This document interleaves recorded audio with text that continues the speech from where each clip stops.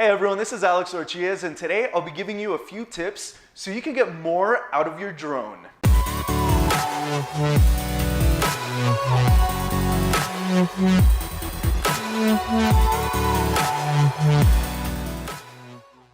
Nothing is more frustrating than purchasing a brand new drone and your footage not looking as beautiful as it should, or even worse, crashing it. With these few tips, you should be able to step up your drone game in no time. The first tip is to research drone rules and regulations in the city where you're planning on flying.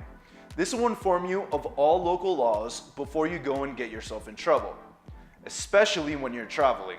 The second tip to enhance your footage is to smoothen out your shots. When flying your drone, try to set up your shot, hit record, and then do long fluid movements without stopping or turning mid-flight.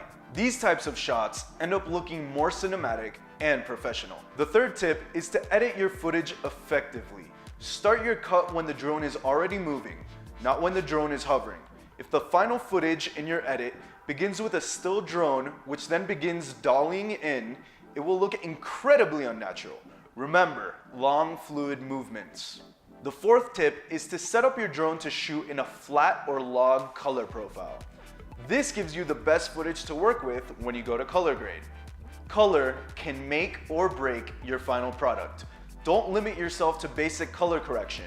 Shoot log to get more from your footage. The fifth tip is to introduce movement on two different axes simultaneously.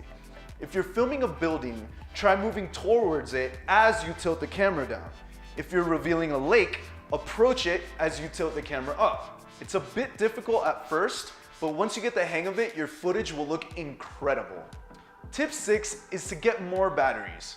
If you only have one, you're limiting yourself to a 20 to 30 minute flight. So go get more this instant. I'll wait for you. Got him? Okay, let's continue. Tip 7 is to scout your locations before the actual shoot. Nothing hurts more than crashing your $1,500 drone into a power line at night, or arriving to a location to realize that it is a no-fly zone. Make sure to scout your locations. Tip 8, and the most important tip that I can offer, is to change what the drone does when the signal is lost from the remote controller. It is normally set to RTH, which means return to home. Change this to hover. This means that if you fly around a building and it loses signal from the remote, it will not attempt to fly through the building to the GPS coordinate from where it took off. Not that I'm talking from experience or anything, but yeah. Well, since you guys have watched all 8 tips, I'm gonna throw in this extra one. This one is about turning on the drone at home or at your office before your shoot.